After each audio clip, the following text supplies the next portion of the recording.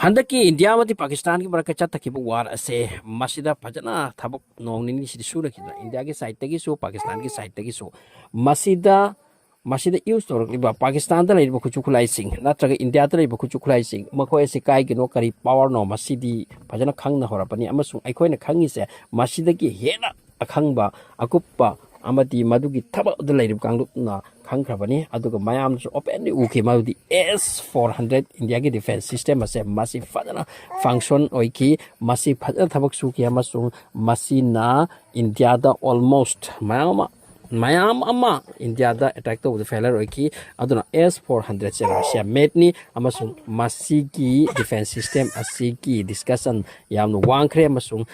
Lairak pa country manufacturing country hariba country aduna madagi puraklaga masi use to matam da karigum success oirati madu sarakli ba country aduki khwaidagi hena mai pakpa mani mataw sumna Russia yamna pong chawkhre amasing makoi S-400 ase really successful ni prithibi da lairi ba defense system purmaktagi masi su hen ba amani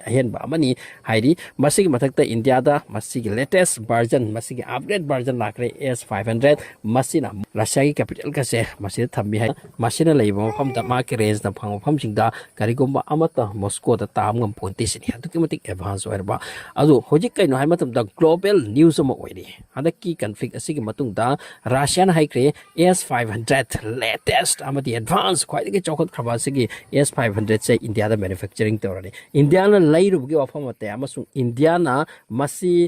ekhoi da kharaga piu hai jaru banate but Russia ki side ki offer ni madudi handak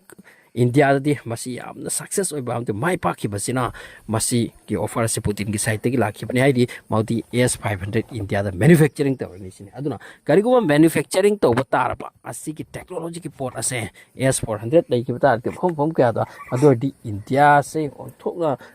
secure oi gani yamna mak secure oi gani kiningai lai roi hai bo phom chini hoji am kanna mention to narak ni se phasi ga roi pom su tari maudi S-400 ti kaya dang India da lai adu masigi same S-400 ki unit kaya dang su hoji Russia da gi lobugi wafam ni amasung Russia na mase yamna harau ta yamna pibagi wasuni hari hoji S-400 unit che hana leiba sidigi amuk hena masing hengat han bagi wafam ni masigi mathakta amuka Russia gi collaborate tawraga haiba S-500 ki technologies ki porase hoji India da punna sadauri samindraga ni masi Russia ki side ki khwaida ki job offer amani amasung masi kare kuma lakhiba taradi India ki oina really masi chokot chaningai ni aduga hoji ki matam sida drone ki warfare missile ki warfare cruise missile ki warfare ballistic missile ki warfare matam sida defense system asigu advanced laiba hase quite important or aduna masi global news am oiri masi galoina prithvi country pura ngak na khre mauti Russia na su job offer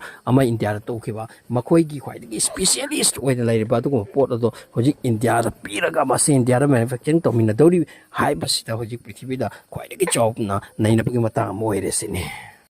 masi gi Russia mati India gi marakta yamna angak pangna development ama oi gi dorisi S-500 ke matang da masih targa Amerika something cinta mani sini maudi aikoi ga relation phagata ba amadi aikoi ga deal to nagada pot se amram di Amerika ni India to offer ba to sini maudi mo koi ga thar hariba quite ki advance masih su advance defense system ni wasi India ta piba India da yolo ba